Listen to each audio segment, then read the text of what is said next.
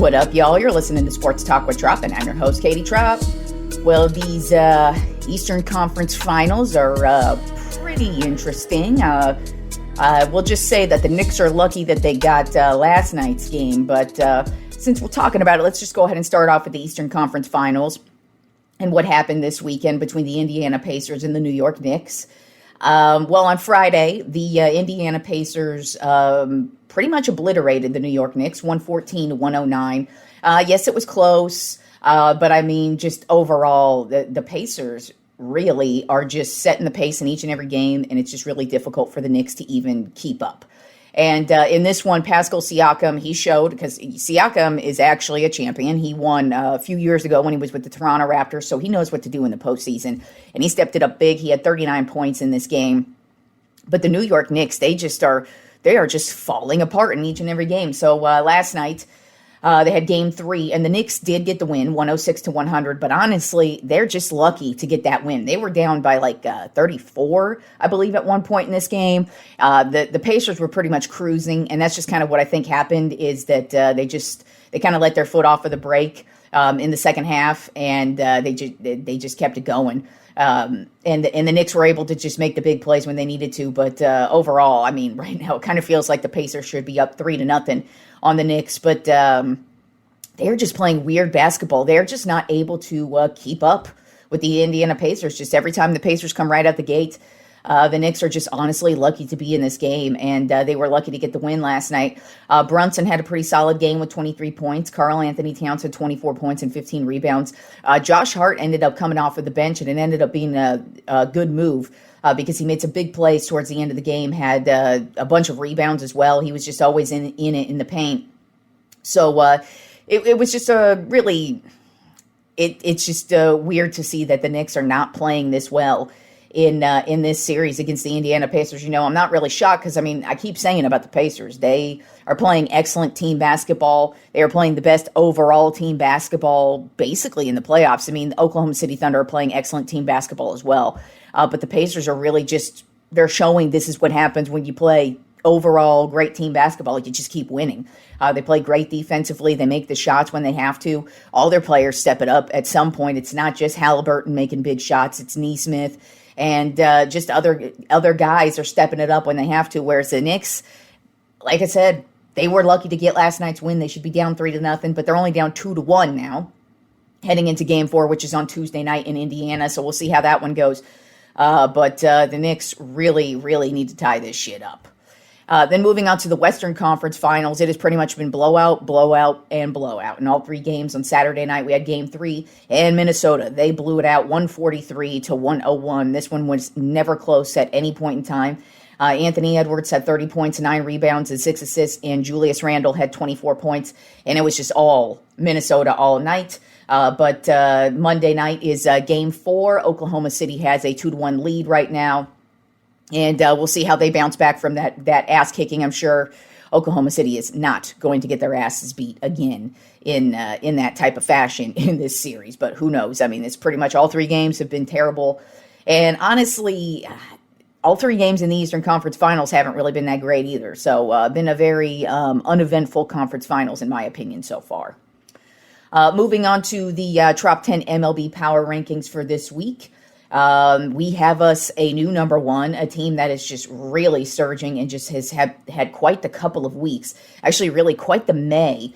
But we've got some moving and shaking, but it's pretty much the typical teams that we've been seeing so far throughout the season. So let's start off with our new number 1. That is the Philadelphia Phillies. Overall record of 34-19. They are 9-1 in their last 10 games. This past week, they took the series over the Colorado Rockies and over the A's. As a matter of fact, the A's were able to end the Phillies' 11-game winning streak that they had been on. And they've just been killing it. Zach Wheeler's just having a phenomenal year, 6 wins with a 2.42 ERA and 88 strikeouts. Kyle Schwarber, he's got 18 home runs on the season and 40 RBI. And it's just been, this team has been all around playing excellent baseball. And this is exactly where the Phillies should be competing right off the bat and playing excellent baseball. compared to everybody else. I kind of, like I said, I picked them as the World Series champion, so I'm not really shocked this is where they're at, even though they started off kind of cold, but they've got so much depth. And even through the injuries and the suspensions, they're still playing well and overcoming all the adversity. And like I said, the 11-game winning streak, and they're really just having an excellent May. I had to put them at number one, even though the number two team is just as good. It's just they're not playing as well lately. And that is the Detroit Tigers at 34-20. They're 5-5 in their last 10 games. This past week, they took the series over the St. Louis Cardinals, but got their asses beat by the Cleveland Guardians over the weekend. But the one excellent game they had was yesterday over the Guardians, and Tarek Skubal, man, he is the reigning AL Cy Young Award winner, and this dude has come right out the gate and is having yet another phenomenal year. As a matter of fact, he pitched his first complete game in his entire career, and he pitched what is known as a Maddox, and that is when you pitch a shutout with under 100 pitches, and that is what he did yesterday in a win over the Guardians. He only allowed 2 hits. He had 13 strikeouts on 94 pitches in a complete game shutout yesterday over the Guardians, and just absolute domination.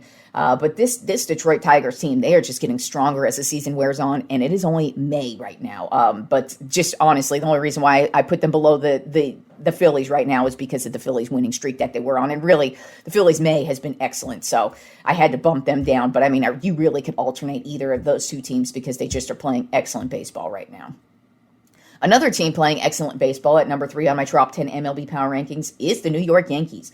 Overall record of 32-20. They're 8-2 in their last 10 games. This past week, they took the series over the Texas Rangers and the Colorado Rockies. Aaron Judge is now finally is under the 400 average. He's only batting a measly 397 now, but who knows? That could go. That's going to fluctuate each and every week. But 397, 18 home runs, 47 RBI. So he continues his amazing season.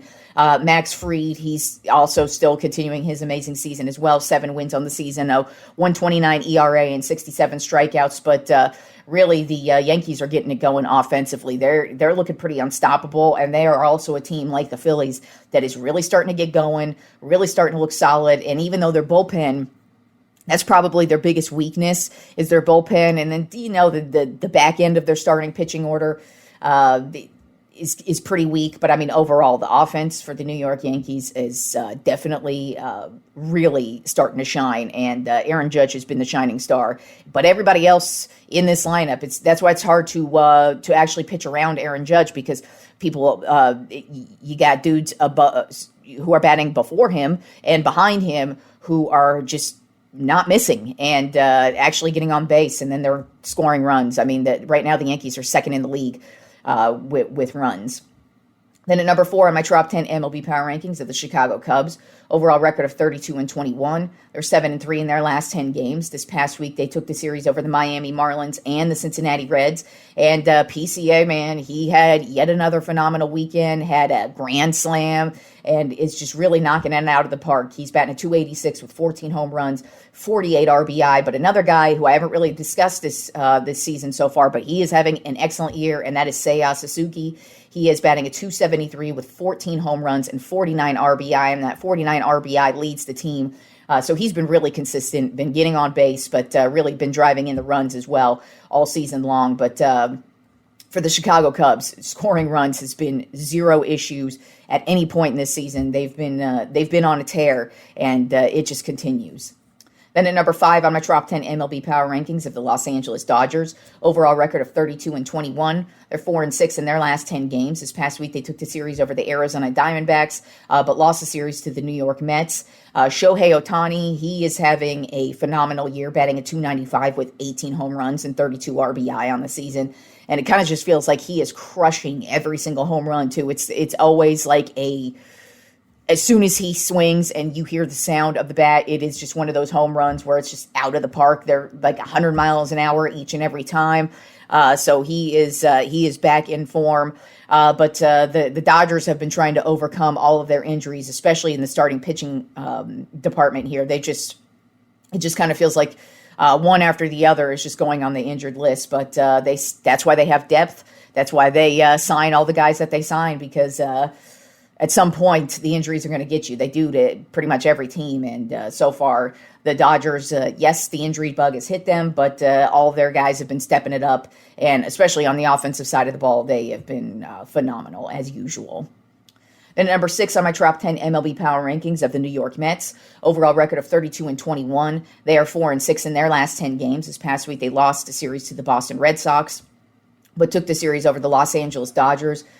Kota Senga, he is having a phenomenal year with 5 wins on the season, 1.46 ERA and 52 strikeouts. He's pretty much been their solid go-to guy when it comes to pitching, and that says a lot because this team has pitched great with their starting pitchers. I mean, if there's one thing that the New York Mets are doing well this season, it is the starting pitching, even though they're doing a lot well. And Juan Soto, he had a pretty good week this week, so who knows? Is he going to heat up, or is he going to keep doing what he's been doing, up and down, because it kind of feels like every time he's up, the next week I'm talking about him being down. So we'll see what happens with Soto this week. But, Alonso had a big game last night.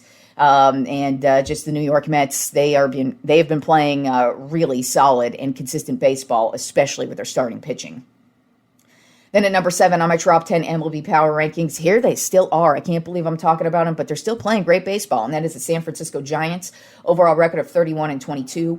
They're 6-4 in their last 10 games. This past week, they lost a series to the Kansas City Royals and took a series over the Washington Nationals. Robbie Ray has actually been their shining star at the starting pitching position. They just seem to keep winning every time he's in. He's got 7 wins on the season with a 2.56 ERA and 69 strikeouts. Elliot Ramos, he's been having a great year as well offensively, batting a 281 with 9 home runs and 27 RBI. And the Giants, they just are in it every single game, late in the game. Even if it's the 9th inning, you cannot count them out, but you also cannot count out the other team because their bullpen is still very shoddy, but their starting pitching, it's not even just Ray. Webb has been doing well. Birdsong has been showing up as well. They've been pretty solid pitching, and then also the offense has been doing well also. But it's just that bullpen that's very questionable. Then at number 8 on my top 10 MLB power rankings is the St. Louis Cardinals. Overall record of 30-23. They're 7-3 in their last 10 games. This past week, they lost the series to the Detroit Tigers, but took the series over the Arizona Diamondbacks.